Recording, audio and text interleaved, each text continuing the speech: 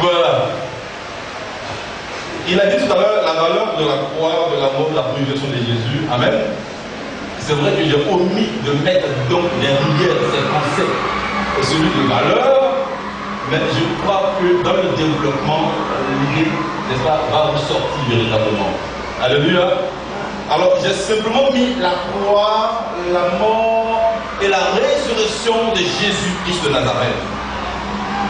Alors, on a ici trois thèmes, la croix, la mort et la résurrection, et puis des thèmes qui sont mis en relation avec Jésus-Christ de Nazareth. Mais ce qu'il faut comprendre, c'est que ce sont des thèmes qui sont véritablement fondateurs du christianisme biblique. On ne peut pas parler de christianisme biblique, ils sont de référence à la croix de Jésus, à la mort de Jésus et à la résurrection de Jésus. Amen. Alors c'est vrai que ce sont des mots qui ont été incompris par les Juifs, par les Grecs, et puis ce sont des mots qui sont restés au cours des âges, incompris au point que notre époque en a trouvé donc un bon parti. Alors à notre époque, les gens font la promotion de l'évangile édulcoré, du tel évangile, donc il n'existe pas la croix. On prêche l'évangile, mais on ne prêche pas la croix souvent. On dit des choses, mais qui généralement n'ont rien à voir avec la croix de Jésus-Christ de Nazareth. Et nous sommes heureux. Toutes les fois qu'une prédication nous invite donc à parler de la croix de Jésus-Christ de Nazareth. Alors, en vérité, en parlant de la croix, en parlant de la mort, de la résurrection de Jésus, on parle d'une chose, on parle de la Pâque. Amen. On parle de la Pâque. Alors, c'est pour nous comme un grand jour la Pâque. La Pâque est symbolique donc de la grande délivrance que le roi de l'homme nous accorde, que l'agneau que nous accorde, que le Dieu vivant nous accorde. Nous sommes donc à ce grand moment, à cette grande commémoration de la mort, mais de la résurrection de Jésus-Christ de Nazareth. Jésus est mort, mais bien plus, il est ressuscité. Alléluia. En chante généralement, il est vivant après sa mort, il est vivant. Jésus est vivant après sa mort, il est vivant, vivant. Amen. Il est vivant après sa mort. Jésus est vivant après sa mort. Il est vivant. Jésus est vivant après sa mort. Alléluia. Il est mort, mais il est ressuscité. Alors, ça fait ma joie. Amen. Le thème est vaste. Je n'ai pas voulu de façon précise commencer par un verset biblique, mais ce que je veux que nous retenions, c'est que ce qu'il faut comprendre, on va aborder le sujet dans l'ordre de son libellé, la croix, la mort et la résurrection. Alors, pourquoi il fallait qu'il y ait une croix? Pourquoi il fallait que Jésus meure sur la croix? Et pourquoi il fallait que Jésus ressuscite des morts? La réponse est toute simple. C'est qu'à l'origine, au commencement, l'homme a péché. Et parce que le premier homme a péché, il a livré les hommes à une destination infernale. Les hommes sont condamnés à l'enfer. Et pour ceux qui sont les habitués des tribunaux, toutes les fois qu'ils entendent parler du mot condamnation, ils sont automatiquement remplis d'effroi, de tristesse, d'horreur. Mais en vérité, ce qu'il faut comprendre, c'est que tous les hommes, toute la race humaine déchue en Adam, est appelée un jour à comparaître devant le tribunal de Dieu. Tout homme sorti de femme est appelé un jour à comparaître devant le tribunal de Dieu. Né dans l'iniquité, nous sommes conçus dans le péché. Et chaque être humain, en sortant des entrailles de femme, vient comme un homme lié, menottes aux mains, aux pieds. Destination enfer. Non pas paradis, mais destination enfer. Tout homme qui naît de femme est né pour l'enfer. Telle est l'histoire des hommes. Frères et sœurs en Christ, mais la question qui se pose est de savoir comment l'homme pécheur, comment celui qui a péché petit homme échappé à cette sentence. Comment l'homme qui a péché petit échappé à cette condamnation infernale. infernale. Comment l'homme peut-il ne pas aller en enfer, mais aller au paradis? Frère, la réponse est toute simple. La seule façon d'échapper, c'est la suppression de ce qui a motivé la condamnation. Et ce qui a motivé la condamnation, c'est le péché. Et si le péché est ôté, si la faute est ôtée, il n'y a donc plus de condamnation. Et la Bible dit qu'il n'y a plus de condamnation pour ceux qui sont en Christ. Alors, mais comment cela peut-il se faire? Il est important qu'il y ait donc un sacrifice. Mais ce que la Bible nous enseigne, il faut bien que le péché soit ôté, mais par transfert sur quelqu'un d'autre. Que quelqu'un porte le péché de l'humanité. Que le péché de tous les hommes soit mis sur le compte d'un seul. Qu'un seul porte le péché de toute la race humaine. Frères et sœurs en Christ, et c'est le cœur du christianisme biblique, de la doctrine de la substitution. Jésus-Christ de Nazareth, qui prend la place de tous les pécheurs, alors que tous les pécheurs sont destinés donc à mourir. Christ décide lui-même de prendre sur lui la responsabilité de nos iniquités, de nos problèmes, de porter nos péchés et de mourir à notre place afin de nous sauver la condamnation. Amen. La Bible dans Romains 5, verset 8-18, ainsi donc, comme à une seule offense, la condamnation a été pour les hommes, de même par un seul acte de justice, la justification qui donne la vie s'étend pour les hommes. Voici donc la croix. La substitution conduit à la croix. Si Jésus va prendre nos péchés, il faut que Jésus aille donc à la croix de Golgotha. Il faut qu'il y ait croix au-devant de Jésus. Il faut qu'il y ait sacrifice. Alors, cela nous conduit donc à parler de la croix de Jésus. Mais le concept de croix est un concept qui choque, dit la Bible. La Bible nous enseigne que toutes les fois que la croix a été prêchée aux oreilles des Grecs, ils ont trouvé cela comme étant donc une folie et une absurdité irrationnelle. Pour les Grecs, cela choque la raison. Les Grecs ne peuvent pas concevoir qu'un homme qui vient à mourir sur une croix soit divin. Non. Jésus ne peut pas être Dieu s'il meurt sur une croix. Dieu est esprit, il est sans limite, il est sans fin. Et d'ailleurs, comme tel, Dieu ne saurait donc se contenir dans un être humain pour prendre la limitation de l'être. Donc ça, c'est inconcevable. Alors que Dieu devienne homme, c'est inconcevable. Et que Dieu, le divin, Dieu qui est immatériel, Dieu qui est immortel, qu'il meurt encore, cela choque la raison. Les Grecs nous disent non, la prédication de la croix est une folie. C'est une folie, ce n'est pas une vérité. Les Grecs, les prédicateurs, plutôt, les évangélistes sont donc fous. Alors, les frères de Jésus, les Juifs eux-mêmes, ont trouvé cette vérité scandaleuse. La prédication de la croix est un scandale pour eux. C'est une pierre d'achoppement pour eux. Et cette prédication, plutôt que d'ouvrir les cœurs à croire, ferme les cœurs à la foi. Ils ne peuvent pas croire. Ils disent non. Ils attendaient donc un messie politique, un messie militaire, un chef militaire puissant qui allait les délivrer de la puissance de Rome. Mais qu'est-ce qu'ils voient? Un homme faible, un petit homme venant, disant qu'il est fils de Dieu, aller jusqu'à mourir. Non! S'il était le Messie, il ne mourrait pas. S'il était le Messie, Rome ne pouvait pas le servir, le tuer. S'il était le Messie, le libérateur, le conquérant, le conquistador, on ne pouvait pas le mater de cette manière. Alors, les Juifs estiment que c'est un scandale. Non, c'est un scandale. Alors, on se souvient même des propos des disciples de Jésus sur le chemin de Maïs. Il dit, nous espérions que ce serait lui qui délivrera Israël. On a tous pensé que le salut d'Israël viendrait par lui. On a tous cru que pour sa venue était donc salutaire pour tout le peuple juif. On a tous pensé que c'était le libérateur. Mais malheureusement, voici 3 jours qu'il est mort. C'est un scandale que le Messie meurt. Que le libérateur meurt. C'est un scandale. Alors, après les Juifs et les Grecs, la révélation que j'apprends ce matin, c'est ceci. Si la croix est une folie pour les Grecs, si la croix est un scandale pour les Juifs, pour Satan, la croix est une arme qui est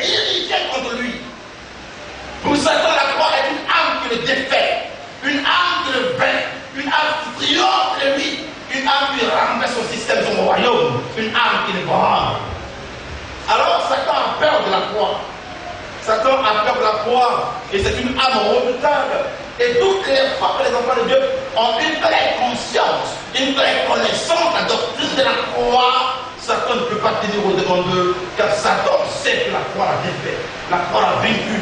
La croix l'a renversé. La croix l'a démis, je dirais, de son trône.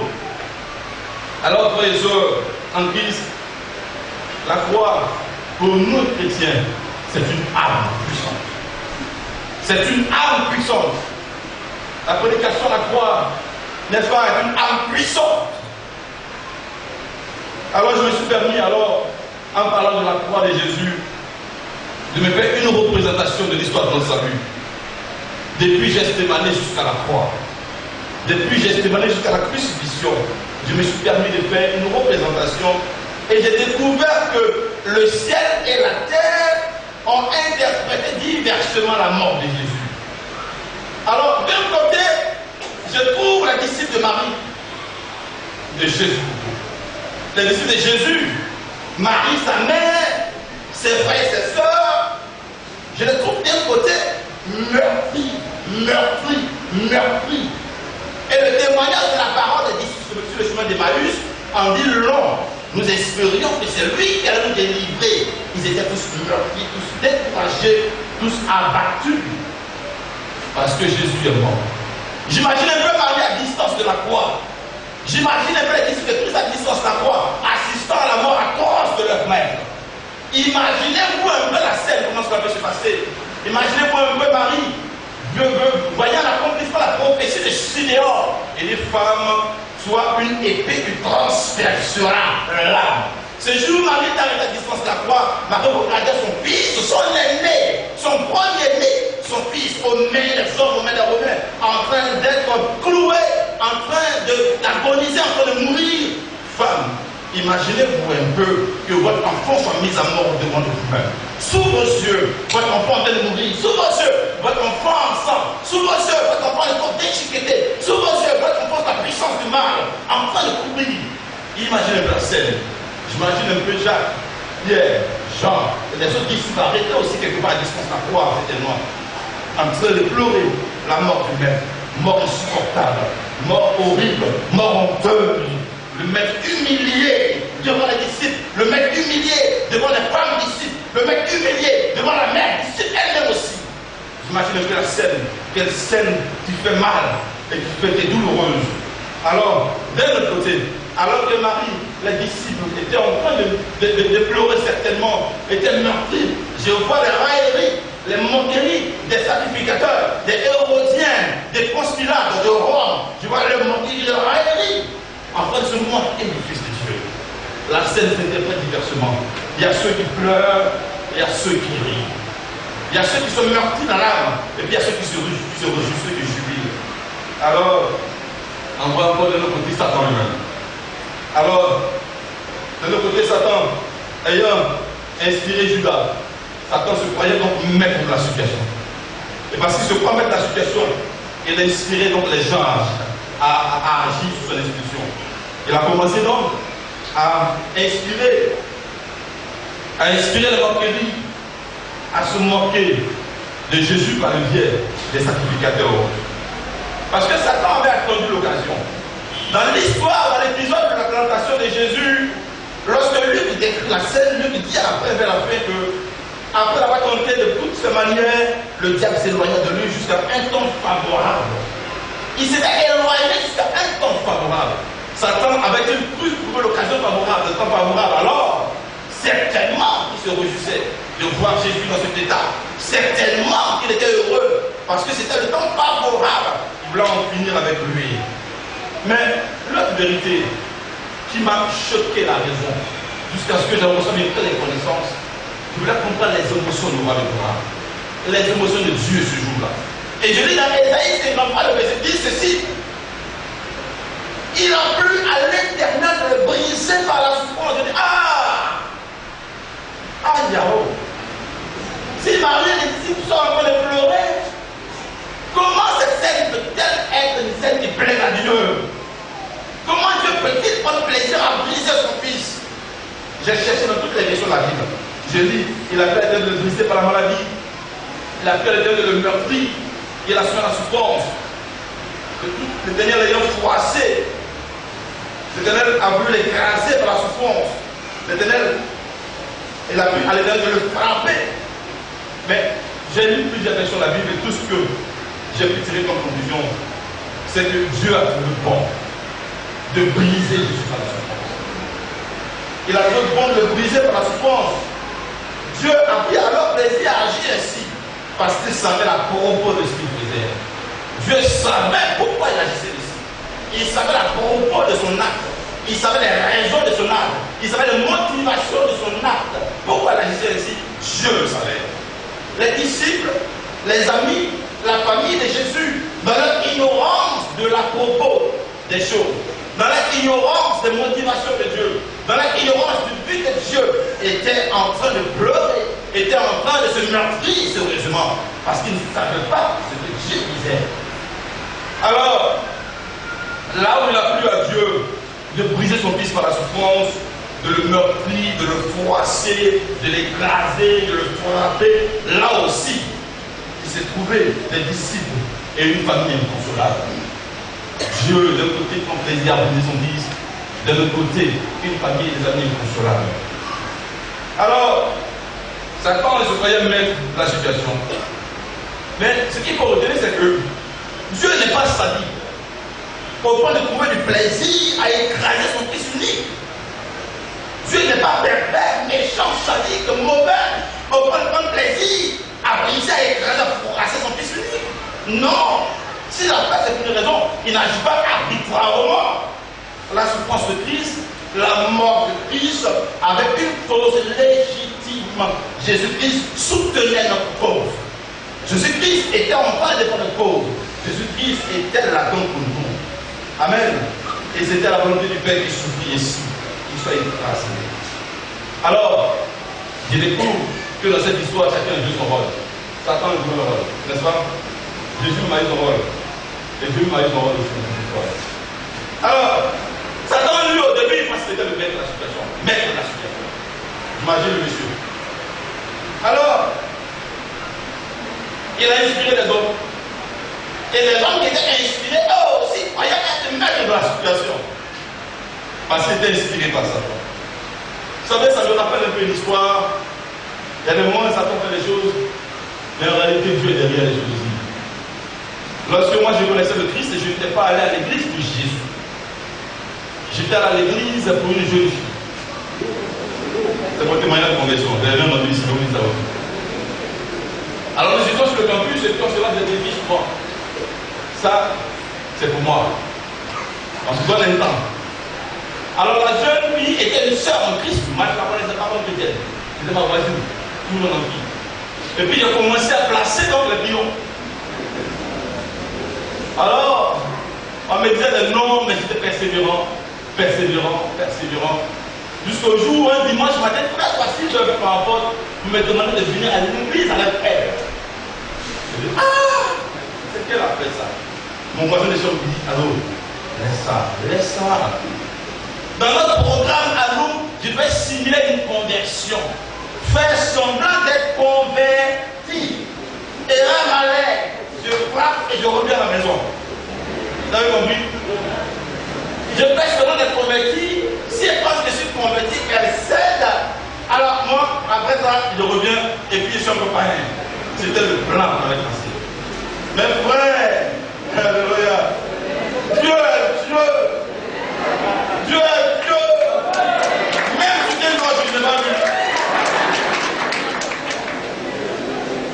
Dieu est souverain. Nous avions notre plan, inspiré par Satan.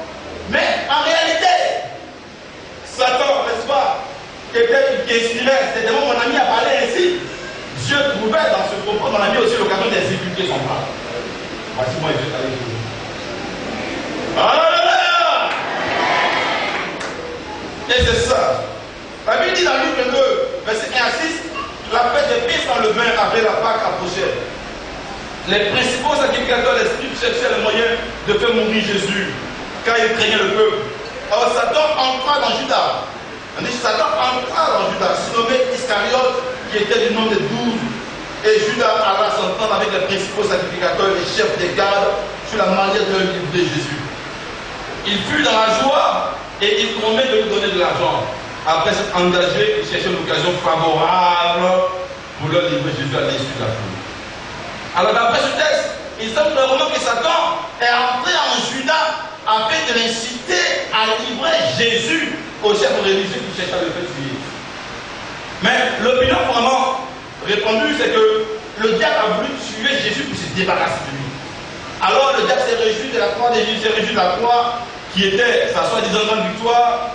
Mais dès que Jésus est mort, j'ai rendu compte que sa grande victoire là, c'était échevée et c'était une. C'est vraiment ce qu'on dit. Mais la question qui se pose alors de savoir comment elle est aussi rusée que Satan. Parce que la Bible était le plus rusé de tous les animaux, n'est-ce pas? Comment elle est aussi rusée que Satan? Peut-il se laisser prendre ou bien piéger par sa propre ruse? C'est la question que je me suis posée. Alors, repensons à la question un peu plus en profondeur. Satan avait-il pensé la croix dans son plan d'homicide sur la personne de Jésus? Est-ce que Satan avait prévu la croix dans l'histoire de la mort de Jésus? Je me suis posé cette question-là. Mais moi, je réponds qu'en réalité, Satan connaissait la croix. Et Satan connaissait le processus de la crucifixion. Satan connaissait la porosité de la croix.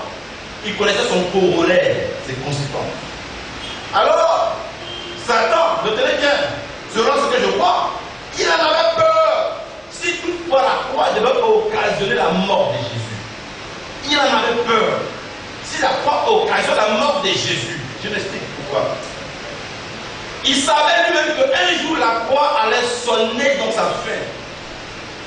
Parce que je vais m'appuyer donc sur une compréhension littérale du texte biblique. Sans faire le commentaire à côté, une simple compréhension littérale du texte biblique.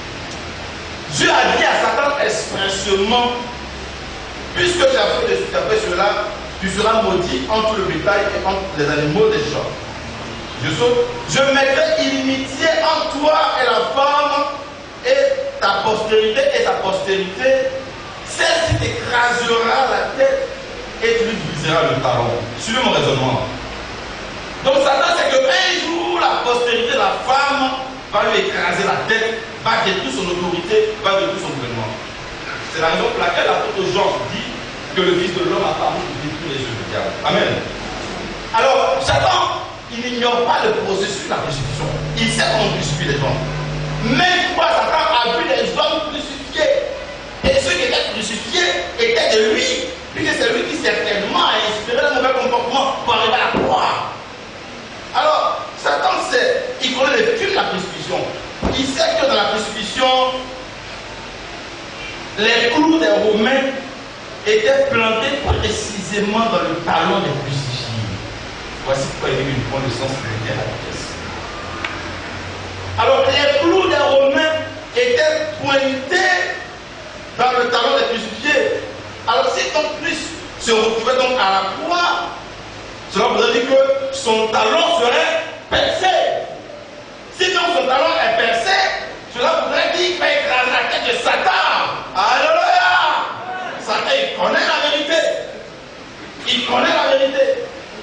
Alors, j'ai pris le mot talon dans son sens le plus simple, et puis par synecdoque, j'en ai tiré donc une conclusion. Même si on pique dans les pieds, je suppose que c'est le talon. Une histoire de prendre le tout pour la partie et la partie pour le tout. Amen. Mais, frères et sœurs, je sais que le pied a des parties. Le pied est la cheville, il y a le talon, il y a la plante du pied, il y a le dessus du pied, il y a le cou du pied, et puis il y a les orteils. C'est pas ça? Ok. Et il y avait une lecture dans le grand dictionnaire de la Bible, édition SS6 2010. J'ai vu qu'un coup de fer, toujours en place, traversait les deux talons, et le pied droit étant posé par-dessus le pied gauche. Donc je découvre que de toutes les manières, il y a une histoire de clou qui va rentrer là-bas. Amen. Alors, Satan, il savait que la croix allait signer sa défaite. La croix allait accomplir la prophétie. Alors, s'il sait que sa croix va accomplir la prophétie, pourquoi lui-même Satan aurait orchestré et provoqué donc Judas Pourquoi l'aurait-il orchestré et provoqué donc par le canal de Judas? Mais retenez les choses. En vérité, Satan a mis tout en œuvre pour que Jésus meure à la croix. Satan a mis tout en œuvre pour que Jésus meure à la croix. Mais il va mourir quand? Dès que Jésus est né, rapidement il a inspiré Hérode qui n'ont qu'à le tuer. C'est pas ça? On a fui, on va dire, mais j'ai pas lu. C'est ça, non? Ok. Lorsque Jésus a fait le jeûne de 40 jours qu'il a eu faim, il va se présenter. Je te donnerai toutes ces choses si tu te prosternes et m'adores. Qu'est-ce qu'il veut? Il veut détourner Jésus de la mission pour laquelle il était venu sur la terre, mais il veut le tuer spirituellement. C'est pas ça? Ok. Troisième vérité. Dès le début du ministère de Jésus-Christ de Nazareth, il était donc dans lui-même sa ville natale à Nazareth. Dans la synagogue, il a pris le rouleau, il a dit, cette prophétie s'accomplit aujourd'hui. Il a commencé à prêcher, à enflammer donc les sacrificateurs. La Bible déclare que les sacrificateurs, le peuple, ils étaient tous en colère. Ils l'ont pris pour aller donc au sommet de la colline sur laquelle est bâtie la ville et ils ont voulu le précipiter en bas pour le tuer. Ils voulaient le tuer encore. Il n'a pas dit pas d'avoir. Il veut le tuer vite. Même dans l'épisode de la tempête apaisée, Satan voulait tuer là encore Jésus. Les disciples ont dit, mais nous périssons. Amen. Mais pourquoi je dis ces choses? Et des dernières vérités, Satan va inspirer les grands frères de Pierre, n'est-ce pas? Parce que Jésus a posé une belle question, qui est tombé je suis. Et puis Pierre a répondu, les gens ont dit non, on dit tu es Élie, on dit tu es Jean-Baptiste, et nous vous-même vous dites qui est qui?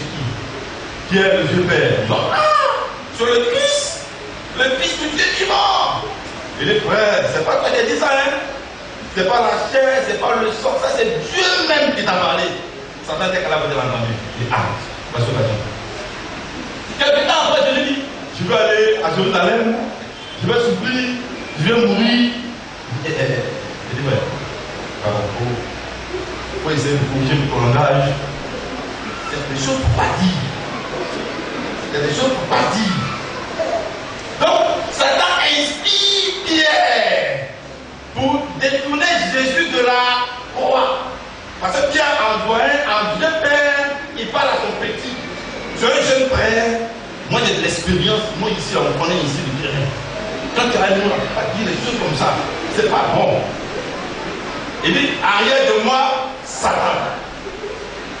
Satan, il a les plans. Il a les plans, il ne veut pas que Jésus meure. Mais pourquoi? Parce qu'en vérité, Satan sait qui est Jésus. On se souvient, dans l'histoire du fou de Gadara, dans Matthieu 8, les démons ont dit, ils s'écriaient, qu'y a-t-il entre nous et toi, fils de Dieu? Il dit, le démon dit, fils de Dieu. Es-tu venu ici pour nous tourmenter avant le temps? Donc, les démons ont connaissance que la venue du Messie sur la terre, c'est afin de les tourmenter et de mettre un terme à l'autorité à leur règne. Ils savent la vérité. Ils savent que c'est le Fils de Dieu, le Fils du Très-Haut. Ils savent que c'est vraiment, c'est le Fils même de Dieu qui est là. Ils ont la connaissance de la vérité. Alors, c'est pourquoi, suivez un peu mieux dans la croix des Golgotha. Lorsque Jésus s'est retrouvé après le complot, le manigance à la croix, Satan sait que s'il meurt sur la croix là, c'est pas bon. C'est pas ça. Il va commencer à discuter avec lui. Il sait que la prophétie va pas tomber. Il dit, toi qui détruis le temps, et toi qui vas embêter en 3 jours, sur toi-même, si tu es le Fils de Dieu, descends de la croix. Les principaux sacrificateurs, avec les scribes et les anciens, se demandaient au-dessus de lui, et ils disaient qu'il a sauvé les autres, et il ne peut pas se sauver lui-même. Si les rois d'Israël qui descendent de la croix, nous croyons en lui. Il n'a pas descendu en croix en lui. Il n'a pas descendu.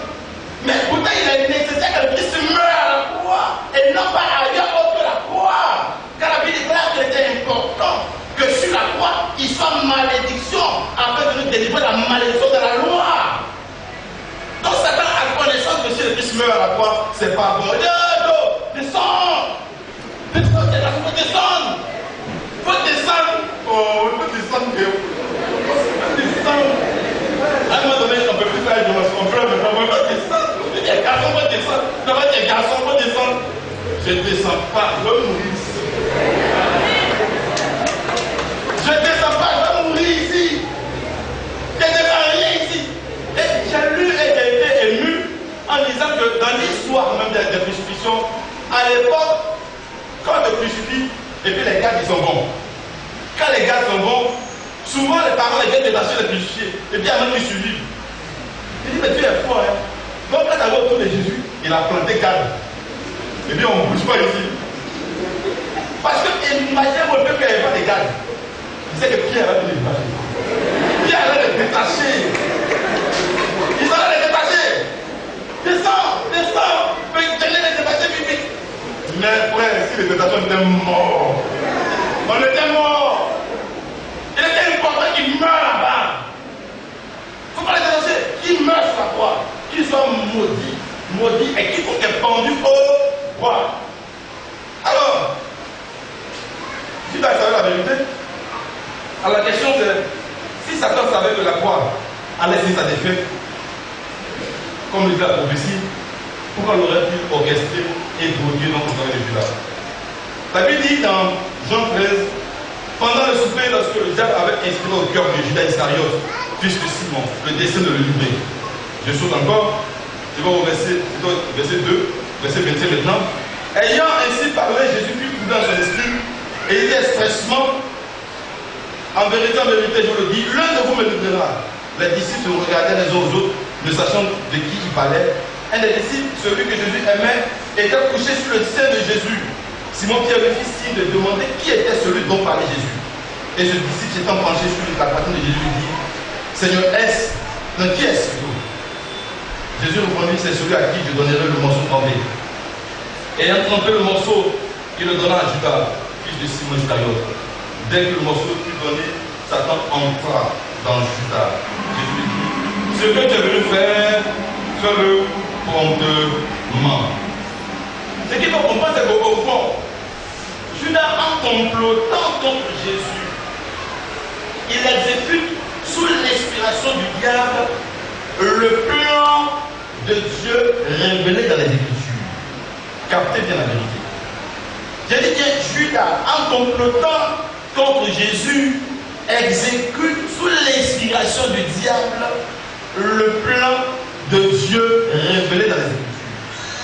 Bien que Judas agissait donc sous l'inspiration du diable, Judas était en train d'accomplir non la volonté du diable, mais la volonté de Dieu. D'ailleurs, les apôtres n'ont jamais dit que le diable a tué Jésus, ou bien que Jésus, plutôt par Judas, était l'œuvre du diable. Ils ont plutôt enseigné que la mort de Jésus à la croix était le dessein de Dieu, et l'accomplissement des Écritures. Amen. En vrai, il fallait que s'accomplisse ce que le Saint-Esprit dans l'Écriture a annoncé d'avance par la bouche de David au sujet de Judas qui a été le guide de ceux qui ont saisi Jésus. Homme israélite, écoutez ces paroles. Jésus de Nazareth, cet homme à qui Dieu a rendu témoignage devant vous par les miracles, les prodiges et les signes qu'il a opérés par lui au milieu de vous, comme vous le savez vous-même. Cet homme livré selon le dessein arrêté et selon la préscience de Dieu, vous l'avez crucifié. Amen. Ça veut dire que c'est le dessein de Dieu, c'est la volonté de Dieu qui s'est accomplie. Alléluia. Dieu a accompli sa volonté. Alors, la mort de Jésus n'était pas l'œuvre du diable, mais c'était plutôt Dieu lui-même qui voulait la mort de son fils. Amen. Ce n'était pas la volonté du diable qui s'accomplissait, mais c'était la volonté de Dieu qui s'accomplissait. Jésus a dit lui-même, j'ai le pouvoir de donner ma vie, j'ai le pouvoir de la reprendre. Personne ne me l'offre, je la donne et puis je peux la reprendre. Amen. Et nous savons que Jésus est l'agneau pascal. Mais ce qui est curieux, en même temps qu'il est l'agneau pascal, il est à la fois le souverain sacrificateur. Il est lui-même l'offrande, il est l'offrande. Il est l'agneau, il est le sacrificateur. Et c'est ça le mystère du sacrifice de Jésus. Et c'est ça qui fait perdre les gens souvent en pensant que Satan a tué Jésus. Non. Quoique Lucifer ait été entre Dieu et les anges pour assurer l'adoration autrefois dans le ciel, remplissant ainsi les fonctions de sacrificateur, offrant à Dieu des sacrifices spirituels d'adoration. Satan ne peut pas être l'auteur de la mort de Jésus sur la croix. Parce que si c'est Satan qui avait fait le sacrifice, quel serait donc son état fini? Si c'est Satan qui avait sacrifié Jésus, quel serait son effet sur nous? Quel serait le sens de ce sacrifice-là? C'est pourquoi aussi, ce ne sont pas les Juifs non plus. Plutôt, j'ai dit, si les Juifs avaient assassiné Jésus en le précipitant au niveau de la falaise, cette mort accidentelle n'aurait pas été d'impact sur nous. Parce qu'il était important qu'il meure sur la croix. Amen. Il était important qu'il meure là-bas. La Bible déclare que Christ nous a rajouté la malédiction de la loi, étant devenu lui-même, étant devenu malédiction pour nous, car il a dit maudit est quiconque est pendu au bois, dans la croix du verset 3. Amen. Alors, voici l'histoire de Jésus, la croix de Jésus, la croix qui effraie Satan, la croix qui effraie les démons. Aujourd'hui, Satan sait que par la croix, il a été défait, par la croix, il a été vaincu. La raison pour laquelle la prédication de la croix est toujours une arme efficace pour empêcher le monde des ténèbres. Il sait que c'est cette croix qu'il a fait, la mort de Jésus sur la croix. Dans cette histoire, Jésus a joué son rôle en se donnant lui-même. Amen. En se donnant lui-même volontiers. Il s'est offert lui-même un sacrifice. Mais Dieu aussi a joué son rôle. La Bible est pour Corinthiens 5, verset 21. Celui qui n'a pas connu le péché, il a fait devenir péché pour nous, afin que nous devenions en lui justice de Dieu. Mais j'aime encore le texte biblique qui dit il n'a plus à Dieu de le briser par la souffrance. Amen. Alors, Jésus va mourir alors. Puisque Jésus est crucifié, il faut bien qu'il meure. Mais ce qui est intéressant, c'est que peu de temps avant même que Jésus nous a condamnés à la crucifixion, Jésus va dire à ses disciples ceci: maintenant est le jugement de ce monde. Maintenant le chef de ce monde est jugé. C'est dans Jean 12, verset 31. Alors ce maintenant-là désigne le moment de la croix. Jésus savait que le moment de la croix est le moment du jugement de Satan. C'est le moment du jugement des démons. Son jugement complet et définitif est prononcé, même s'il n'est pas encore exécuté. Mais nous savons désormais que nous sommes vainqueurs par la foi en Jésus. Amen. Nous sommes vainqueurs par la foi en Jésus. Et puis ce qui est intéressant, c'est que la Bible déclare que lorsqu'ils sont venus arrêter Jésus, Jésus a dit ceci: j'étais tous les jours avec vous dans le temple et vous n'avez pas mis la main sur moi, mais c'est ici votre heure et la puissance des ténèbres. L'heure de la puissance des ténèbres. Eh bien, l'heure des puissants des ténèbres. Le moment où Jésus a été livré était le moment des puissants des ténèbres. C'était l'heure des puissants des ténèbres. Et les puissants des ténèbres se sont abattus sur la personne de Jésus. Sur le monde même, il y a eu déferlement sur la personne de Jésus, de la haine, de l'humiliation, de la violence, de la trahison, du mépris, du rejet, de la moquerie, de la provocation, toutes sortes. Et puis encore, il y a eu déferlement du péché de l'humanité, des douleurs de l'humanité, des maladies de l'humanité sur Jésus, jusqu'à ce que Jésus devienne péché et qu'il soit séparé de son Père en disant: Lama Sabachthani, mon Père, pourquoi m'as-tu abandonné? Voici Jésus constitué péché. Voici Jésus devenu péché, au point que les yeux de Dieu étant trop plus pour voir le mal, Dieu détourner son attention de son fils pour une fois. Pourquoi m'as-tu abandonné, Seigneur? Alors, frères et sœurs en Christ, est-ce que Satan savait ce qu'il attendait? Est-ce qu'il savait ce que, pour ce complot, allait le mener? Il avait ignoré que le moment favorable qu'il attendait, c'est Dieu lui-même qui offre ce moment favorable. Satan a oublié ce fait-là. Alors, parce que c'était l'heure des ténèbres, la Bible dit qu'il était environ la 6e heure et il y eut des ténèbres sur toute la terre jusqu'à la 9e heure. Parce que c'était l'heure des ténèbres. Il y a eu des ténèbres sur la terre, de la 6e à la 9e heure, 3 heures de ténèbres, 3 heures d'obscurité. 3 heures au cours desquelles Christ, constitué péché, était sur la croix. Alors, je reviens à mon texte, les amis. Il dit: il a plu à Dieu de le briser par la souffrance. Il a plu à Dieu de le froisser, de l'écraser, de le briser par la souffrance. Et j'estime que c'est bien dit. C'est vrai que la Bible déclare qu'aucun des os de Christ n'a été brisé.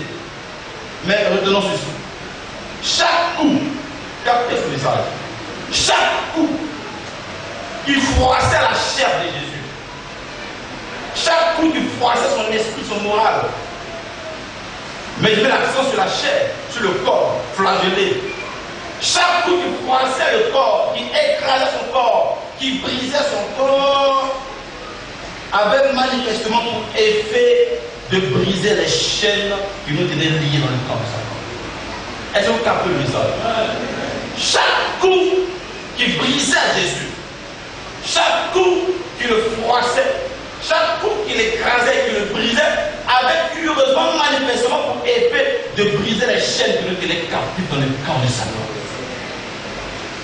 Oui, Dieu m'a donné cette révélation et j'ai été heureux. Alors chaque coup retentissait aussi bien sur la personne de Jésus que dans le royaume de Satan lui-même. Lorsque Jésus prend un coup, il y a un coup qui retentit dans le camp de Satan.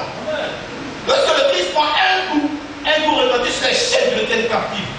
Jusqu'à ce que le Christ puisse dire à la fin, tout est accompli.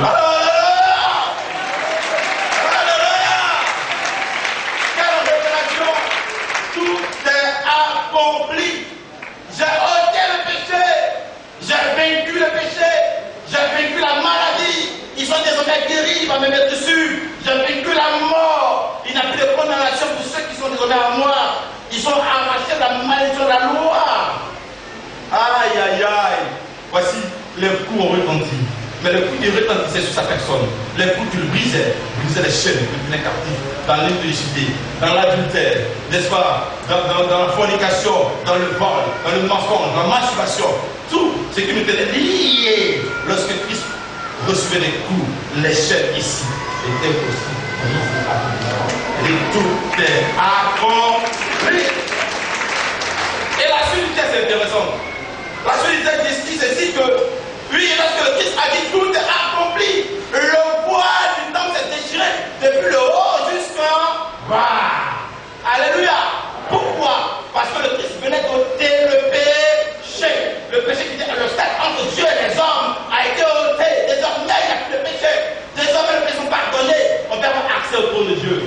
Nos péchés sont désormais pardonnés par l'œuvre de Christ. Donc on peut avoir accès au trône de Dieu. Le voile déchiré était la victoire de Jésus sur le péché. Le voile déchiré, c'est Jésus ôtant le péché. Le voile déchiré, c'est Jésus vainquant le péché. Jésus a triomphé le péché. Il a vaincu le péché. Le voile s'est déchiré. Entre le Père et nous maintenant, il y a un passage à s'ouvrir. Par Christ lui-même.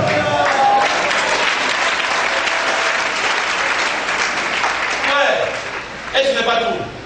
La Bible déclare que lorsque le Christ a été crucifié, lorsque la Bible est accomplie, la terre a tremblé, les rochers se sont fendus, les tombeaux se sont ouverts, et plusieurs corps des saints qui étaient morts ressuscitèrent. Alléluia!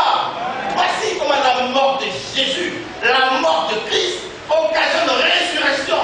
C'est le signe que le Christ vient de vaincre la mort, de triompher de la mort. Alors les morts ressuscitent, parce qu'il a vaincu la mort. Les morts, le corps des saints morts ressuscitent à l'instant même. Oui, le péché a eu une conséquence sur la mort. Le salaire du péché, c'est la mort. Le péché est la mort pour ensemble. L'œuvre de Christ avait manifestement pour effet de ôter le péché, de vaincre le péché, mais de vaincre la mort. Alors les morts sont ressuscités. Le signe que le Christ venait à l'instant de triompher de la mort. La Bible nous enseigne ceci. Puisque donc les enfants ont eu part au sang et à la chair, lui aussi semblablement y a participé, afin que par la mort, il rendit impuissant celui qui avait le pouvoir de la mort, c'est-à-dire le diable, et qui délivra tous ceux qui, par crainte de la mort, étaient pendant toute leur vie captifs, assujettis à la servitude. Ça, c'est dans Hébreux 2, versets 14 et 15. Alléluia. Jésus-Christ a vaincu le péché. Jésus-Christ a vaincu la mort. Alléluia. Il a vaincu la mort. Mais le Christ meurt. Et après sa mort, il y a silence. Après la mort de Christ, il y a angoisse, il y a tristesse, il y a douleur, il y a peine dans le cœur de Marie, dans le cœur de Marie de Magdala, dans le cœur de Marc, dans le cœur de Lazare, dans le cœur de Jude, de Joseph, de Simon, dans le cœur de Jacques, de Pierre et de Jean. Angoisse et tristesse dans le cœur.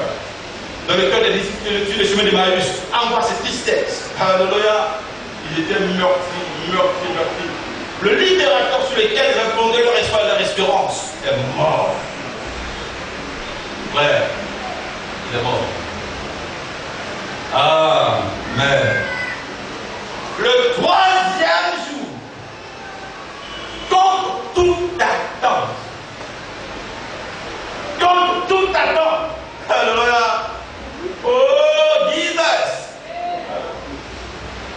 l'agneau immolé, le Fils du Très-Haut, le Fils de Dieu, le rejeton de David, le Fils de l'homme, le troisième jour, la terre elle-même, le tombeau lui-même n'a pas été assez fort pour le tenir captif, pour le retenir.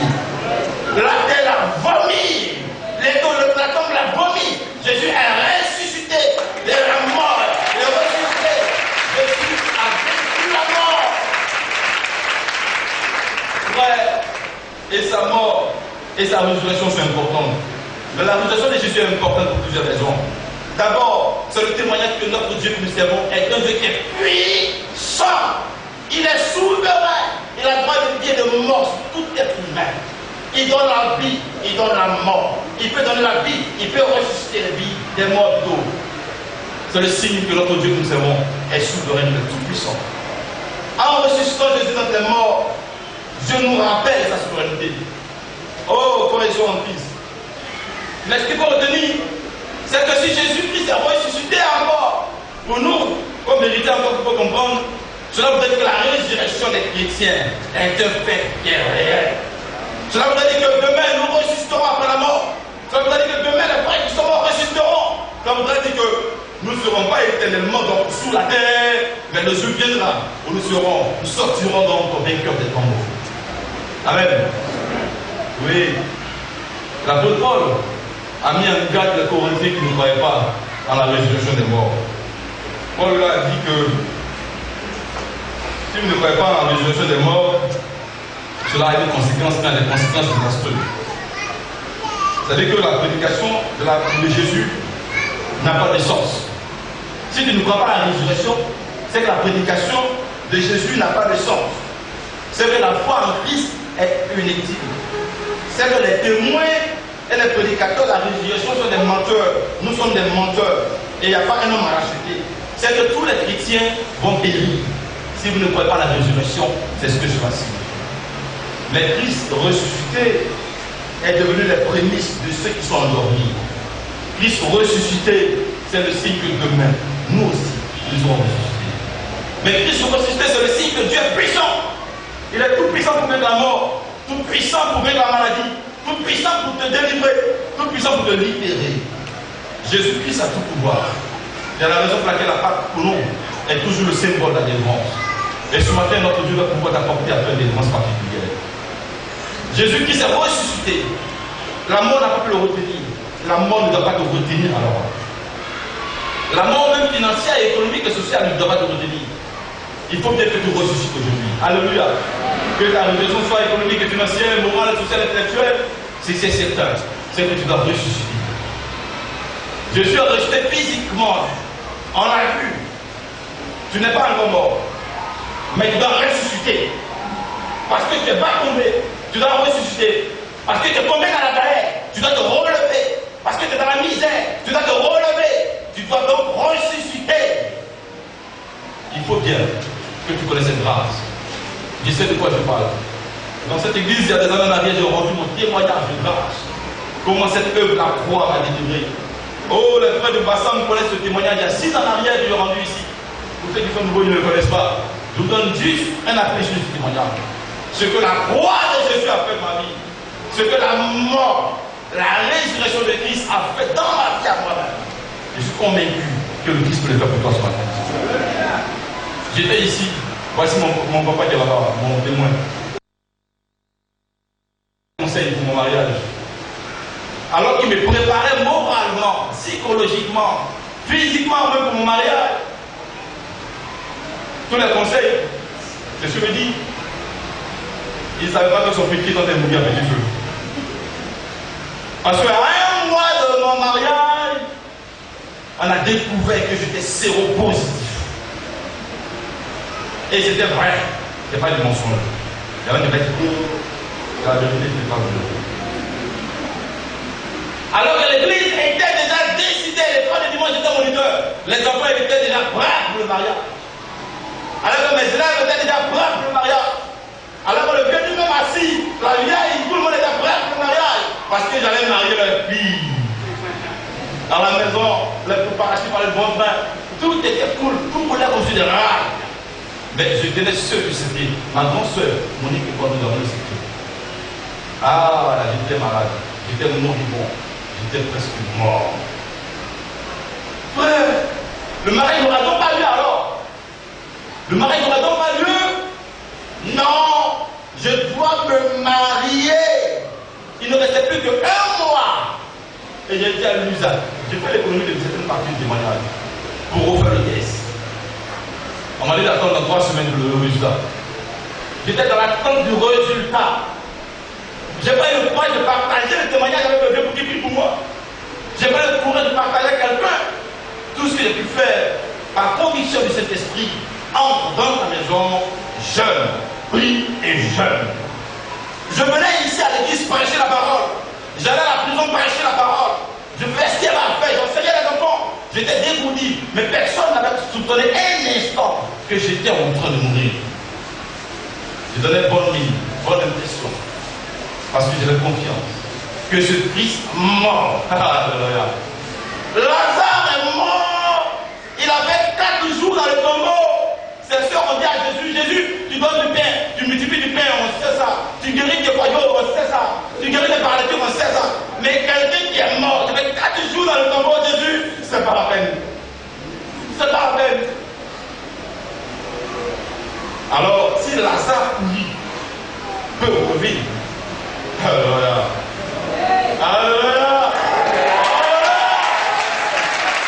Si Lazare pourri peut revivre, je ne suis pas encore pourri, je ne suis pas encore mort, je suis encore vivant.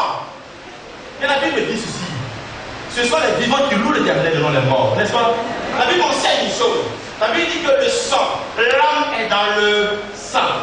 Alors si mon sang est malade, c'est que mon âme est malade, c'est que mon âme est morte, je suis en train de mourir. Mais est-ce que je peux te servir comme de la mon Seigneur?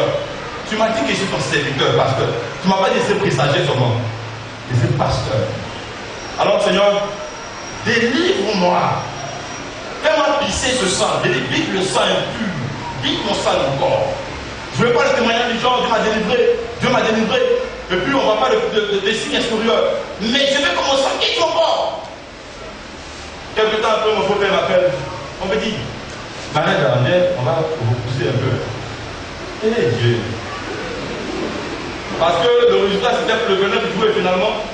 Et le mariage était prévu le 6 août. Alors quand le beau-père a repoussé un peu, ça m'a donné un peu le temps. Je continue à donner à prier. Alléluia. Oh Seigneur, agis. Manifeste ta gloire et ta puissance et délivre-moi. Seigneur, délivre-moi. Et je rendrai témoignage que tu libères, que tu guéris, que tu sauves. Délivre-moi pour être témoin de ta puissance, de ta grandeur, de la puissance, de la résurrection de Jésus-Christ de Nazareth. Seigneur, je ne veux pas prêcher l'évangile en disant Jésus guérit, sans avoir été moi-même témoin de l'œuvre de guérison. Libère-moi, sauve-moi, guéris-moi. Voici la part pour moi. Délivrance. Alors le jour, la veille, je vais prendre le résultat. Après le culte, le vieux a dit, tous ceux qui sont malades, allez moi prier pour vous. Ce jour, curieusement, monsieur le prend en haut là-bas. Habituellement, on a une place quelque part dans la vanille. Elle a prié pour moi, elle a prié pour tout le monde. Et puis j'ai senti comme elle me parlait bizarre. Alors j'ai allé derrière là-bas, fait pipi. J'ai vu une couleur bizarre dans mon pipi. Puis le diable me dit, tu vas mourir. Au nom de Jésus, tu es vaincu. Je retourne à la maison, après le culte, je rentre à la maison. Dès que je suis arrivé, j'ai eu envie de faire pipi. Je vais dans les toilettes. Ah frère, on a oublié d'expliquer des choses comme ça, même si ça vous choque, mais c'est le témoignage. Amen. Alors, dès que je me suis mis donc sur les toilettes, j'ai eu envie de pisser. J'ai commencé à pisser, mais pisser du sang maintenant. J'ai regardé mon sang et dit, hey! Et puis l'esprit m'a dit, tu as dit à ton Seigneur, à ton Dieu, que si tu me délivres, vide le sang qui est impur de mon corps. Je dis, alléluia!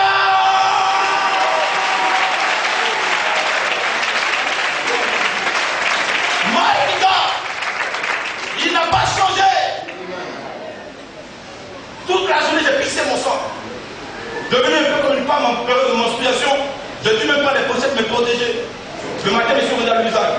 Je suis assis devant le monsieur qui donne le résultat. Quel carrière, mon nom, monsieur Mangoua? Vous êtes séronégatif.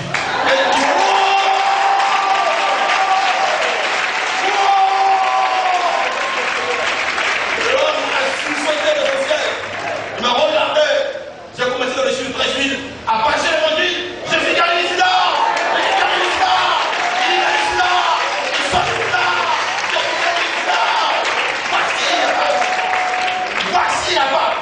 Voici ma Pâque. La Bible déclare que Christ, notre Pâque a été volée. Christ est ma Pâque. Et la Pâque, c'est tous les jours. La Pâque, c'est pas un jour de l'année, mais c'est tous les jours que Dieu fait pour nous. Christ est notre Pâque. Il est ta délivrance. Quel est ton problème ce matin? Quel est ton problème ce matin? La valeur de la mort, la valeur de la croix, la résurrection de Christ, c'est d'apporter la vie à toi. D'apporter la vie à toi. De ressusciter. Frère, lève-toi maintenant ce matin. Lève-toi maintenant dans ton Dieu. On va se lever maintenant ce matin. On va se lever devant le roi de gloire.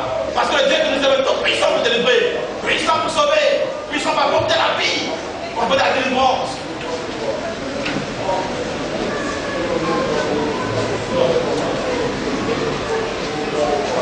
Alléluia. Garde dans ton esprit la pensée que le Dieu que tu sers est vivant. Garde dans ton esprit la pensée que le Dieu que tu sers ce matin peut faire pour toi le miracle. Ce matin de Pâques, ce jour de délivrance, ce jour de résurrection va être pour toi un jour de résurrection, un jour de salut, de délivrance, un jour de gloire, de grâce. Tu dois connaître une expérience avec le roi de gloire. Ne ferme pas la bouche, mais tout à l'heure tu prieras ton Dieu en disant ton Dieu ce que tu veux qu'il fasse pour toi. Et Dieu que nous servons, notre Seigneur agira pour toi. Il manifestera sa gloire dans ta vie, il verra sa puissance.